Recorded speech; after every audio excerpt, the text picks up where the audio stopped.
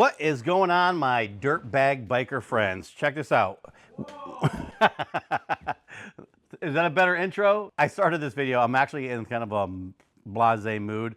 So the first time I tried this, it was blasé. So I'm trying to come at you a little strong here, a little harder, but shocked Lewis down there. This is a twofer. These are both 2025 Harley-Davidson touring motorcycle seats. They are different. The seat pans are a little different. The seat style is a little different. This one here is kind of reminiscent of your regular road glide, street glide seat you've seen for the last 10, 15 years. One of our most common ones where we have to drop it down, narrow the sides, do this whole hoopla. This one here actually reminds me of like an older Road King seat.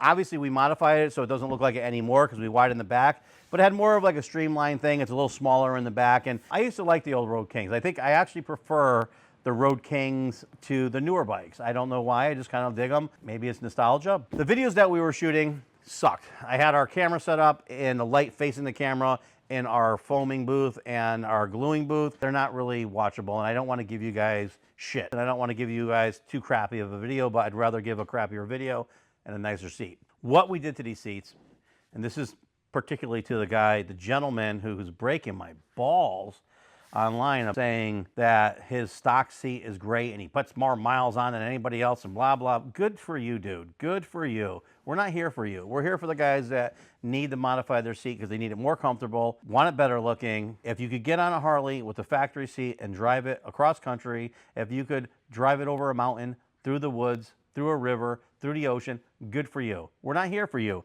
And if you watch our videos, you would have known that. But instead, this guy's breaking our balls saying that the factory seats are perfect. We all know they're not. We all know they're not. They're not set up for everybody. They're set up for one specific height, weight, and riding style. And if you got that, kudos to you. You don't have to do it. You could ride your bike with your boring seat that looks the same as every other one that came off the lot. But for our customers, you're getting something custom fitted and tailored to you, to your ass, to your riding style, to your partner. I won't say wife because you know what? It's 2025 and who the hell knows what you have on the back of your bike. For us, what we're going to tell you is the guy said you don't modify it. Everyone we're doing right now, everybody wants a 15-inch wide rear seat for their rear passenger. They love their rear passenger. They want them happy. Something makes them happy. Obviously, comfort is one thing, and nobody wants an uncomfortable rear passenger. We widened this one 15 inches. This one here, 15 inches. Totally different looking seat, but the back's 15 inches. Both of them, we put gel in the front and rear. We layer the gel with Landau foam. I like Landau foam. In our videos that you can't see, we actually sand it because if you don't sand the Landau foam, it has a sheen on it and it won't stick. We sand it, we glue it. We put our gel in here, so there's gel underneath here with the Landau foam on top of it. We shave that, we sculpt it, we dial your butt in so it looks good and feels comfortable.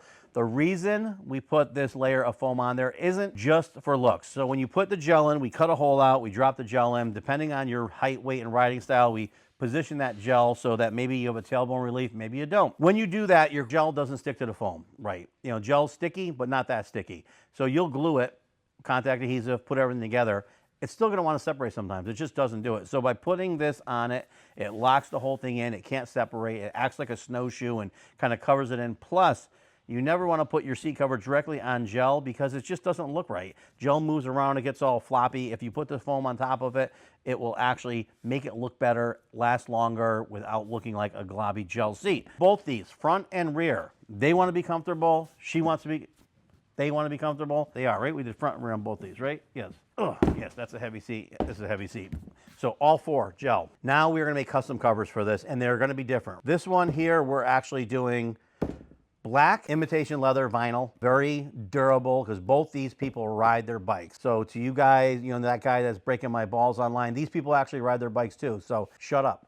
We're going to put vinyl on here because vinyl gets wet, and it dries off, it lasts, you don't have to mess with it, you just put it on and go, and you enjoy your bike, and you never have to worry about conditioning it or worrying about the sun fading it, and it will last a long time. Yes, there is difference between leather and vinyl. Yes, I like leather better than vinyl. Leather breathes better, so if you are a finicky person with a finicky ass, maybe you sweat a little bit, maybe you want to breathe and have a little more comfort, and you're sensitive, the leather will be better. The problem is you got to take care of your leather, condition it. Maybe cover it, keep it out of the sunlight. Don't let it beat it. It's just like having your skin in the sunlight. You're not going to stand in the sun all day and night without like some sort of tanning stuff on, you know. You just Don't do that. Treat your seat the way you want to be treated. We're gonna double whammy everything we do today. Cheap tape, buy this online, wherever you want to get it from.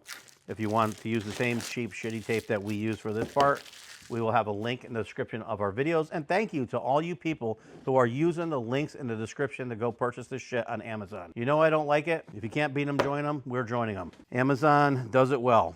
Everybody else does not seem to do it well. We try to work with some warehouses to have them ship their products, and it just is a pain in my ass. If you watch our other videos, you will see we use tape. Why do we use tape? It's cheap, it's easy, it's available, and it's easy to teach people. Well, I say that, but who the hell else is here doing this but me? So if it's easy to teach people how to pattern a seat using tape, why the hell can't we find anybody to do this? I might as well go back to using material. So sometimes you'll use vinyl to make your pattern. Sometimes you'll use a clear plastic vinyl to use your pattern, which is nice because you can see through the clear plastic. You could pin it, you could mark it with a Sharpie, take it off. This here was, I found to be more of a foolproof for idiots. So you could teach someone how to do this. And then what would end up happening is we have the pattern, we could peel it off, we stick it to our vinyl, trace it off, bada boom, bada bing, bada bada bop. And I am just gonna go through, I'm gonna tape this whole thing off, and then I'll be right back. BRB, bitches. You know what, fuck it. I'm gonna make you sit here and watch me tape this seat off, and I'm gonna tell you why I'm in a shitty mood today. I had to run to Home Depot first thing in the morning. And while I was there, I said, you know what? It's early. I want to grab something to eat. I'm starving. I didn't have time to make anything. So I went to McDonald's, right? Who could screw that up? It might be bad for you, but at least it's consistent, right? Wrong. So I get there, get in line, and I'm like, you know what? I haven't had an orange juice. I can't even remember the last time I had an orange juice. I always try to stay away from the sugars, but I was like, you know what? I'm having orange juice this morning. And I wanted one of those nasty hash browns that probably aren't even potatoes, and they're probably bad for you.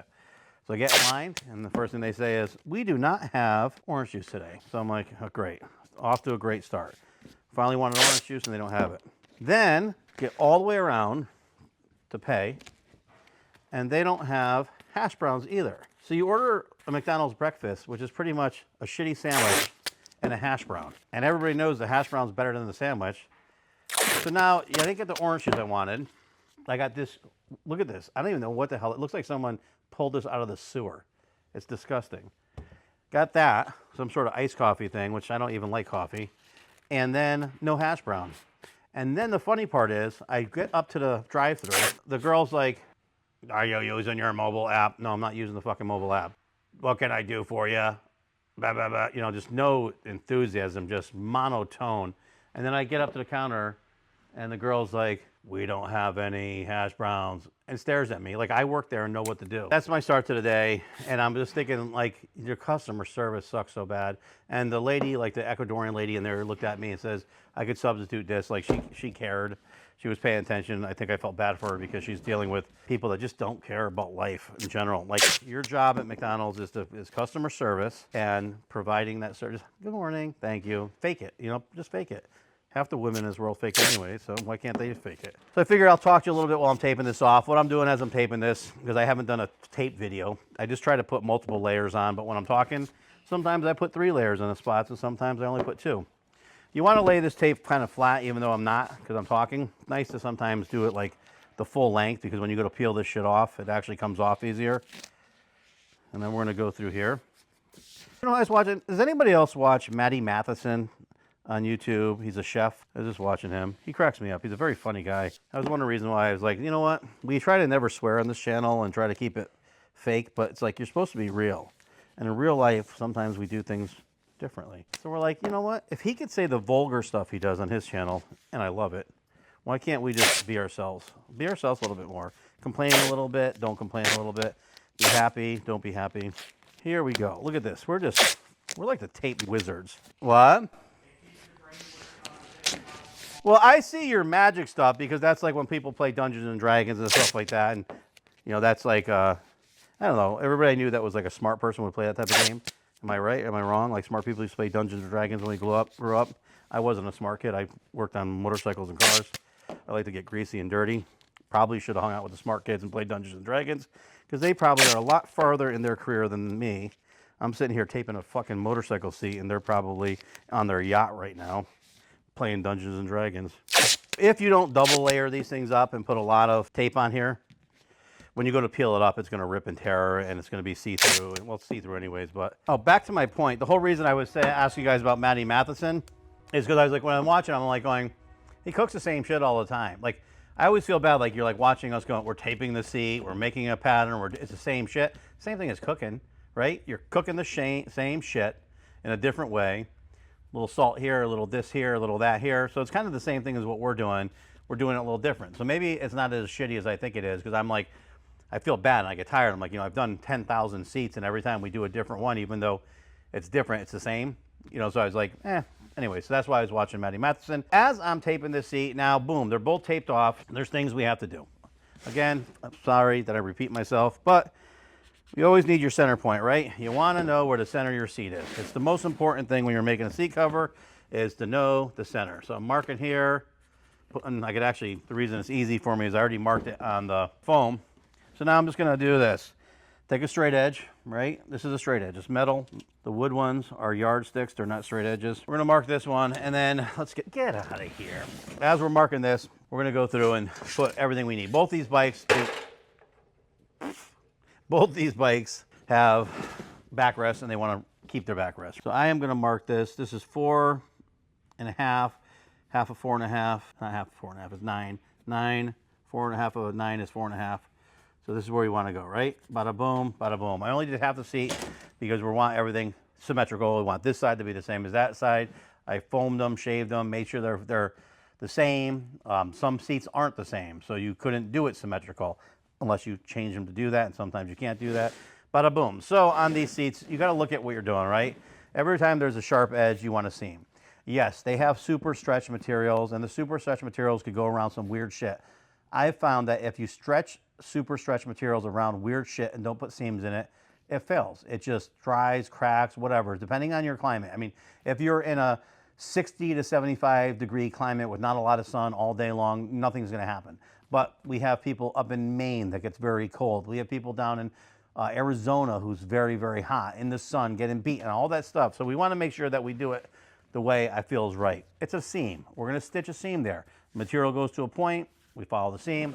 Now I'm going to mark this out. I need to look at this. So you're going to have to pretend you can see what I see. I'm going to make our mark here, and I am going to, as it comes down here. So there's different things you could do when you're doing a seat, right? And I changed it up. Like before, we used to always just have this come down here. The reason I did that is because I didn't like to have a seam come here because it could rub your inner leg. And sometimes we get people that are so sensitive they feel that. Plus, you don't want to prematurely wear that. I've also found that if we just drop it down a little bit, it's still, the pattern still works good. I like about how it looks a little bit better, and it doesn't actually rub on your leg because it's kind of below your leg.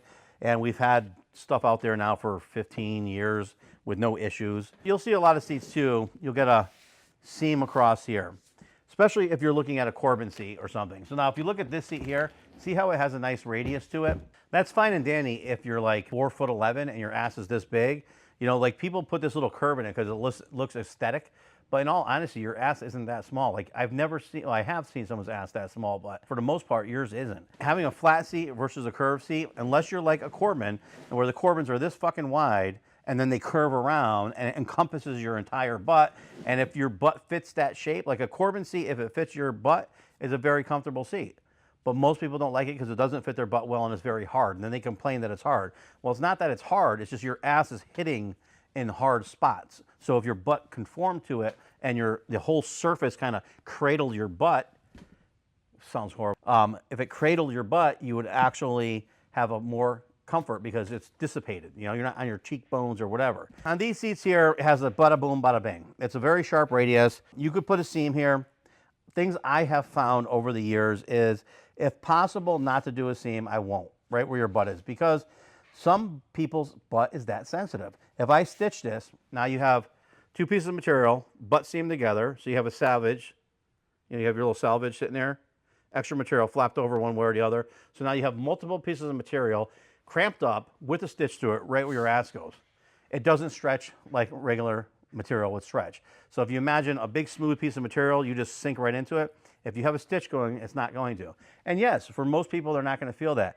Our customers sometimes do feel that, you know, maybe because we're getting older, maybe because they're putting on massive amount of miles and that little bit starts to really fatigue you. So when possible, I try not to put that here.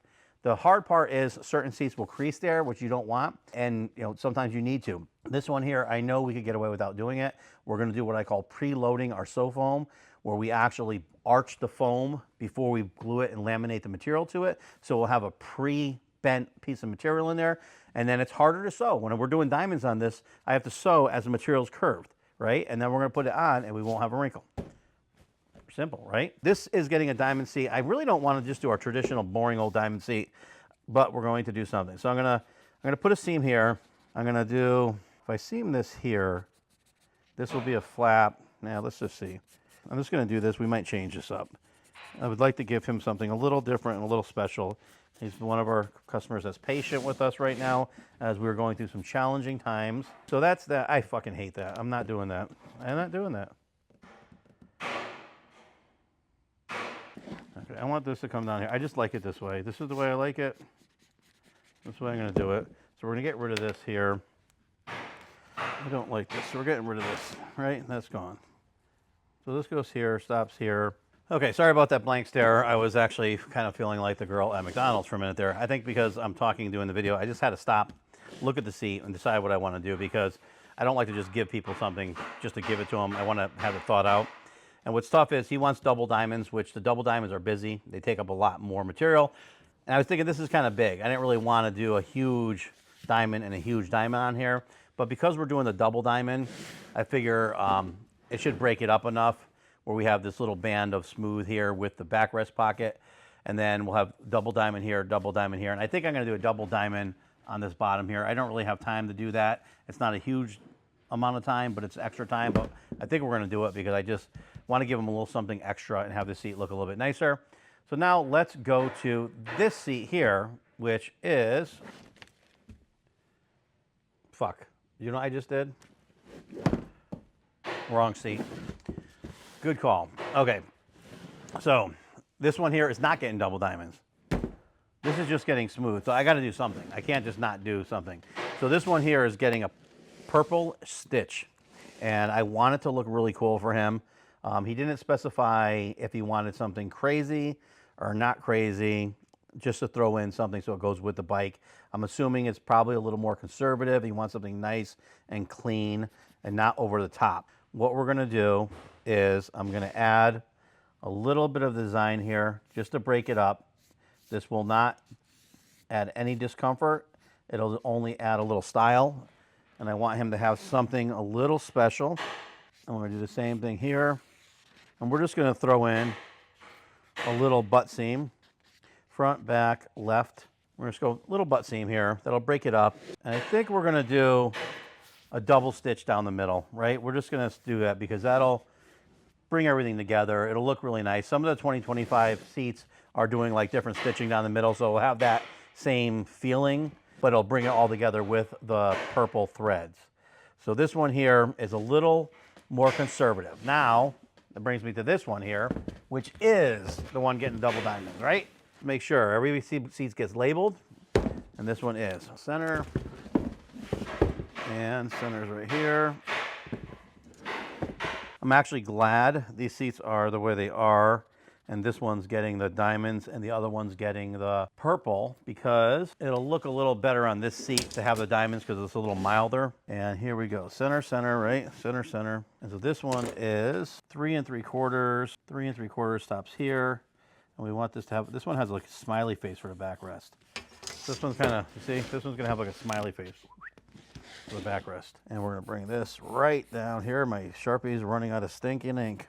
Right, right, right. So this one's getting a double diamond. Problem is this one has a little bit of a curve here, and the double diamonds sometimes don't want that to work. And I really don't want to put a seam in the middle. So we're going to try it. We're going to try double diamonds without a seam. I'll preload the sew foam so that it hopefully doesn't have any wrinkles in it. And then we'll go from there. The back here, obviously we went with this bigger back like that seat. So these are 15-inch rear seats with gel. And I don't want them to look like an orthopedic seat, even though we have orthopedic gel in here. I want these to look good for these people, good and comfortable. So I'm thinking, okay, so this is getting double diamonds. Double diamonds. Let me make sure our centers are centered. Center there, and center, center, center. Getting double diamonds. So that'll be double diamond here, and that'll look nice. I'm gonna do this here. I love breaking up the sides of these seats for multiple reasons. When I break up the sides of these seats, it's not just to make it so it doesn't look that thick, which it does. By patterning it like this, it actually makes the concaveness actually a little tighter, and it kind of flows a little better. So I could seam it there, or I could have this drop down. I think I'm going to do the same thing as I did on that seat. We're going to continue this down here, and then I'm going to continue down here. We're going to stop this right here, which I don't know if I'm feeling this or not. We need this to have a kind of a swoop, right? Get rid of that. And we're going to have this come down and swoop. So on this seat, we'll try to do the double diamonds here, ba-boom, double diamonds here, and double diamonds here, right? Let's go. What is funny is I wanted to quadruple check, right? So we label our seats, do everything so we make sure they're not confused. And then what was funny is I was saying an example how this one reminds me of the old Road King seat, but it actually was this one that originally reminded me of the Road King seat. It's just we modified it so much, it looks like a more of the Street Glide newer one. So this is the seat cover that was on this one. It was actually a lower profile seat. It really didn't sit up that high. It was more like this. And that's the ones that remind me of the older Road King seats. And the reason is they didn't really have a high back. They weren't dished down. It almost was like the old Road Kings were like you'd sit on like a Dyna or something. It wasn't really a transition. And back in the day, a lot of people would ride with the beach cruisers and they sit upright. I didn't like that. We'd always like to get people down in them, bring some ape hangers up or just bring the bars up a little bit and sit in the bike. Why it reminds me of it. But what's funny is we modified the seat so much that this one here actually looks like one of the new touring seats for comfort, which it is. And I just wanted to double check to make sure that everything was the same. And when this one came in, which now kind of reminds me of the Road King seat because it looks narrower here, we only had to add gel to these ones. He didn't need it widened or anything else for the front. This one here, this one's here, white thread, double diamond. We had to bring the back 15 inches. We wanted to make the full length, bring it to about 29 inches, which we did. Using the color guard black vinyl. That's it. I always like to double check because you get very confusing with these things. So usually what we do is our process is when the seats come in, before they even go into the shop, we go through, we write up a build order for them with everything in detail, what needs to be done, contact you guys. Each seat gets labeled on the bottom with your name and the build order number so everything corresponds. Even at that, because the seats are similar, I like to double, triple, and quadruple check to make sure that these are exactly the right seats. That's what we just did. So now I'm good. We're good. We're good. A little stressed out for a second there because I'm like going, wait a minute. Seat cover one is done. Here we go. Let's put it together. I gotta shut the radio off. I forgot. So hard doing these videos because you can't have the radio going. And then you get Luke Combs in the background singing. You're like, you're in a good mood. And you're like, let's do this. And now I gotta shut the radio off. At least the song's still in my head. Baby sometimes lasts forever. Blah, blah, blah. I already test fitted this 1,000 times. What do we need? Heat gun. Glue gun. Let's have some fun. Perfect.